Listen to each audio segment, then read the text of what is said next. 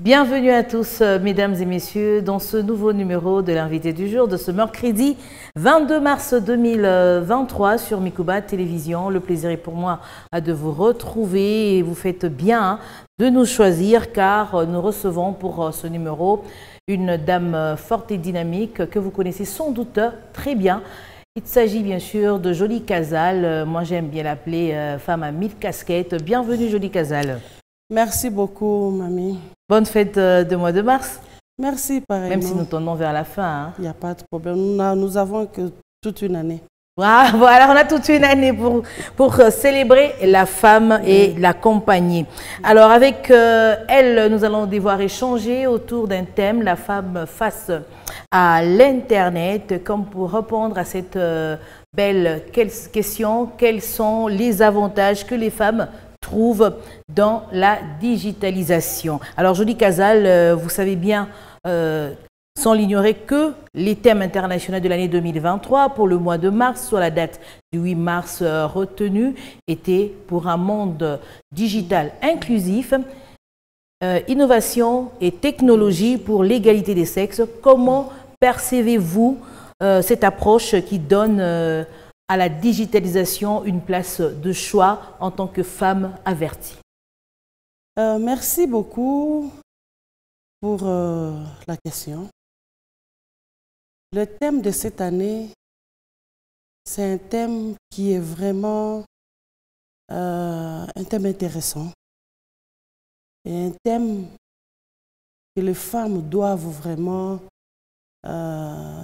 suivre, étudier et faire des renforcements des capacités parce que c'est un thème qui va aider les femmes à créer de l'emploi et à être autonomes financièrement. Donc, c'est partant de beaucoup d'expériences de certains pays où ils ont vu que avec la digitalisation, c'est vraiment important pour l'autonomisation. Et il faudrait que les femmes puissent s'approprier de cette nouvelle technologie. Ce qui est vrai est que la nouvelle technologie a déjà commencé il y a longtemps. Nous étions dans les téléphones fixes, nous sommes à des téléphones portables, bien qu'ailleurs, ils continuent avec les téléphones fixes, sauf que si chez nous, nous avons déjà banni ça, mais c'est important. Nous étions à des courriers. Quelqu'un meurt au village, il faut une année pour avoir les nouvelles. Aujourd'hui, c'est dans un laps de temps, à la minute près, vous avez déjà des nouvelles. Nous étions à la paye comptant et aujourd'hui, tout le monde est bancarisé. Tout le monde la plupart des gens ont des cartes, oui. des cartes crédit, des cartes pour récupérer l'argent, tout ça. Donc, c'est la nouvelle technologie. Et les femmes ont déjà commencé à utiliser la nouvelle technologie. Vraiment, vous parlez de cette nouvelle technologie, l'Internet, vous l'avez bien souligné, qui a existé il y a depuis longtemps, qui est suivi du numérique puis de la digitalisation. Mais pourquoi la société estime-t-elle que la femme ne s'est pas totalement approprié cet outil pour une bonne utilisation? Effectivement, la femme, elle a beaucoup négligé cet outil pour ses affaires. Oui. Mais certaines femmes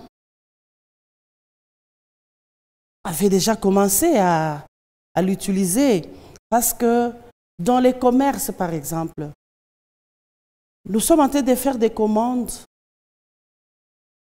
en Chine où certaines personnes n'ont jamais foulé leurs pieds en Chine, moi personnellement aussi. Mais on fait des commandes en Chine, on achète les histoires en Chine, ça vient et on vend. Alors, on a vu que les femmes ne voulaient pas vraiment utiliser convenablement la nouvelle technologie.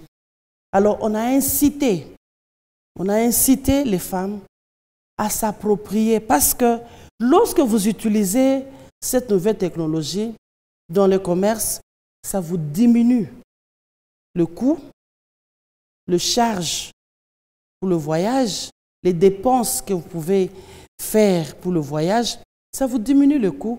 Et automatiquement, l'argent que vous devez utiliser pour le transport, pour le logement, la restauration, ça vous permet d'augmenter la marchandise que vous devez faire la commande. Alors, on sent que les femmes d'ailleurs ont déjà compris et elles utilisent cette nouvelle technologie. Oui. Mais ici, chez nous, on n'a pas, parce que si vous regardez sur les nets, rares sont les femmes qui ont leurs marchandises sur les nets, où vous pouvez faire des commandes en étant à la maison. Vous faites votre commande des beignets. Madame X qui fait le beignet, elle a déjà mis ça sur les nets. Vous faites la commande et automatiquement on vous amène. Il n'y en a pas. Donc on veut que les femmes arrivent à faire ça. On veut que les femmes arrivent tout en étant à la maison. Elles peuvent facilement créer de l'argent.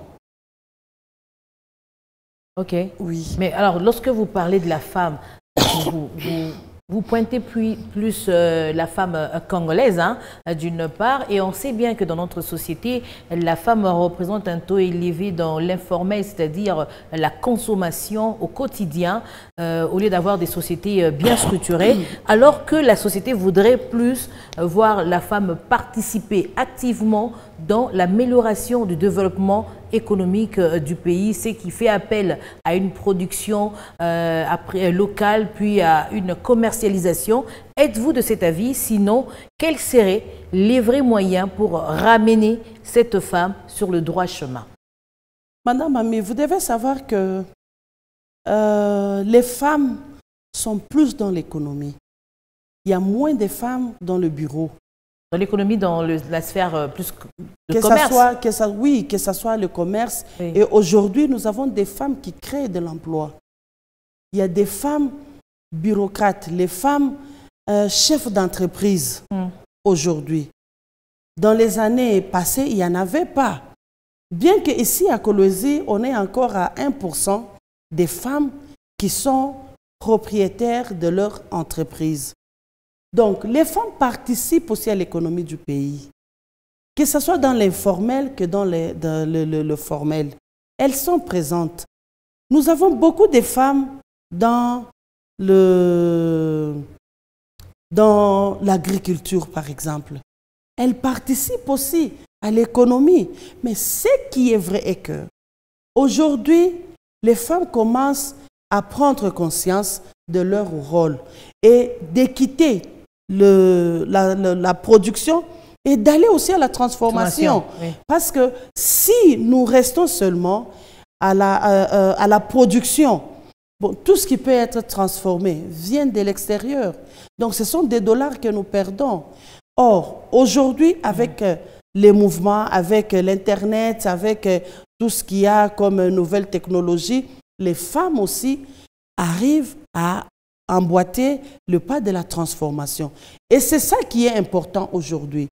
Parce que si nous produisons, nous devons aussi transformer.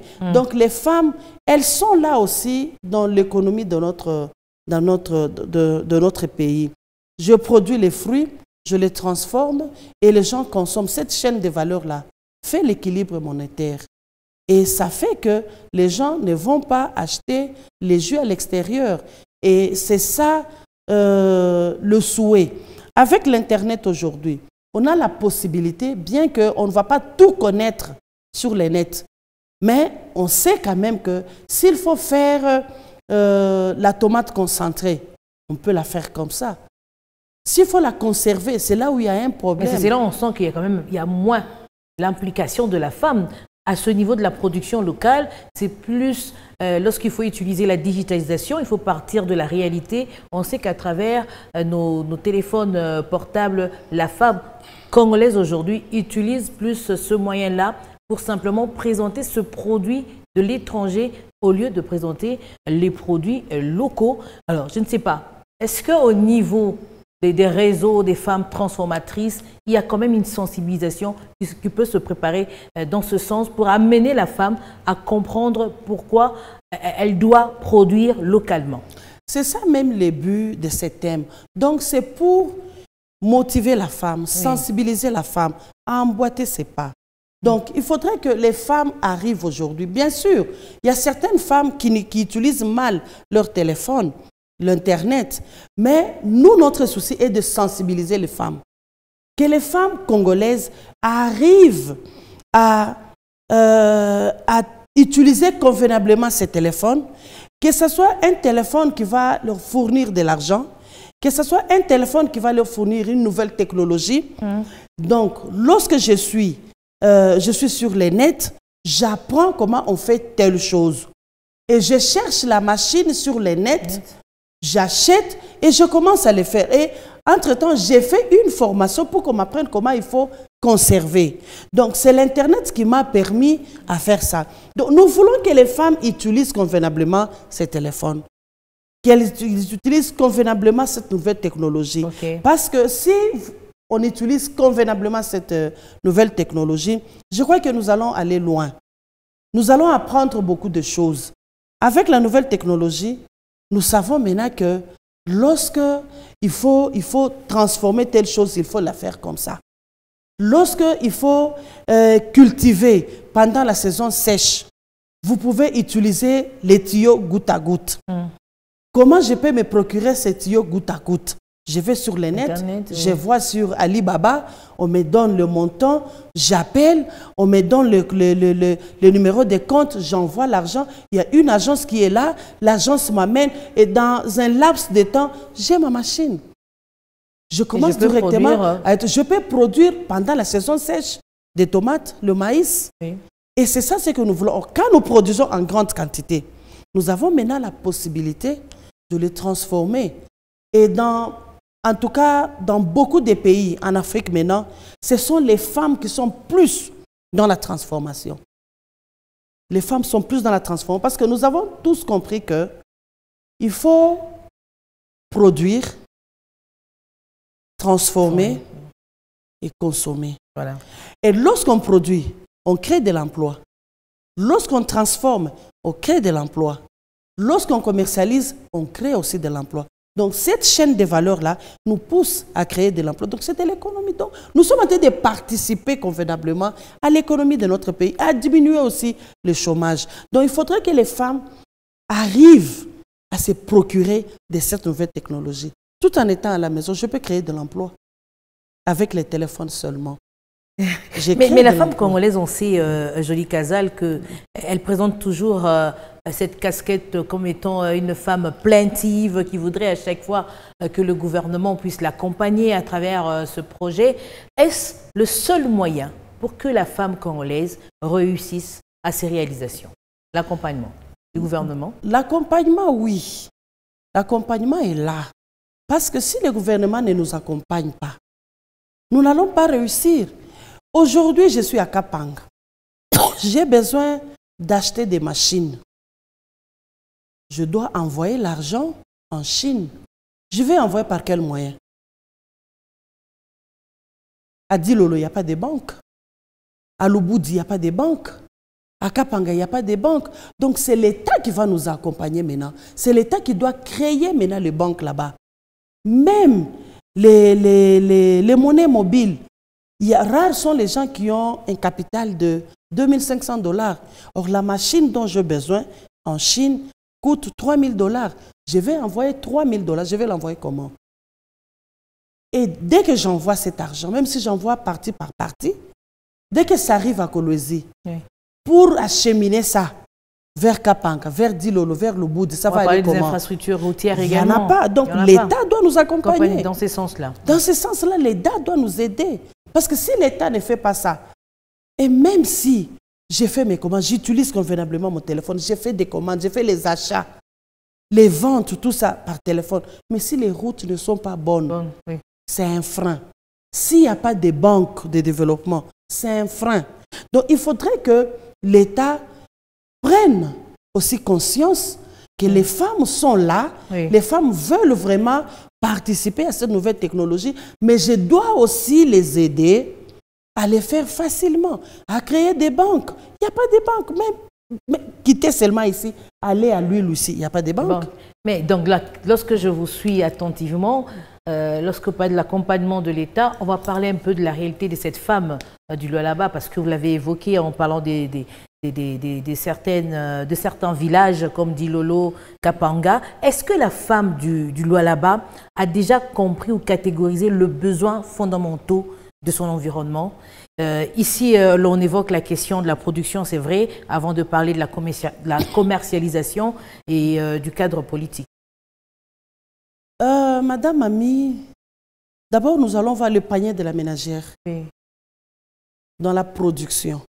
Parce que lorsque nous parlons de la production, nous parlons de l'agribusiness, l'agriculture, la transformation et la commercialisation. Donc, la femme congolaise, elle doit connaître, bien sûr, elle doit connaître ses besoins. Oui. Parce que nous savons tous très bien que dans son environnement, une femme, elle a besoin de se nourrir, de nourrir son environnement, de nourrir sa famille. Quel est son panier ménagère? Donc, il y a le maïs. Est-ce que nous produisons convenablement le maïs? Il y a le sucre. Est-ce que nous produisons des cannes à sucre? Il y a le lait. Est-ce que nous avons l'élevage de gros bétail? Il y a de tomates. Est-ce que les tomates, nous les produisons convenablement ici? Les oignons, les sels. Donc, avec uniquement le panier de la ménagère, nous pouvons connaître le besoin de la femme. Et c'est que nous pouvons avoir, nous pouvons transformer. Donc, si aujourd'hui, dans les paniers de la ménagère, on a besoin de maïs, nous produisons le maïs à quelle quantité? Pour le transformer en farine. Les sucres, nous avons combien d'hectares de canne à sucre que nous pouvons transformer en sucre? Oui. Est-ce que nous produisons les sucres à Kolwezi? Ils sont de produits intarissables quand même. Voilà. Les sucres, on ne produit pas les sucres. On ne produit pas les huiles ici. On ne produit pas de tomates concentrées. On ne produit pas... Donc, nous sommes en retard. Et pour faire cette production, il faudrait d'abord qu'il y ait aussi un plan gouvernemental de développement. C'est ce plan-là qui va nous aider maintenant, en collaboration avec les agribusiness, avec les plans du gouvernement.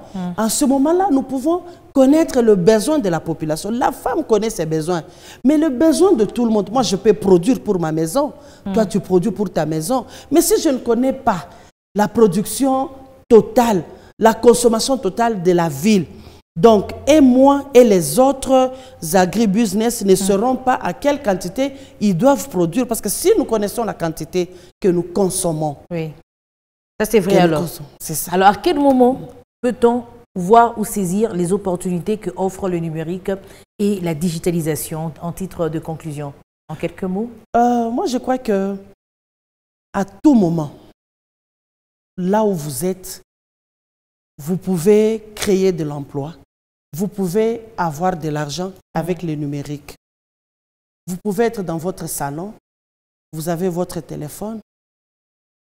Ce qui peut peut-être vous bloquer, c'est la connexion. Si la connexion n'est pas bonne, mais si la connexion est bonne, vous êtes dans votre salon, vous suivez les matchs, vous suivez les novelas, mais tout en utilisant votre téléphone, vous faites des commandes, vous faites vos achats à partir du téléphone.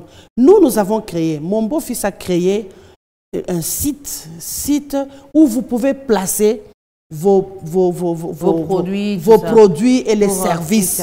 Il y a déjà beaucoup de gens qui sont là.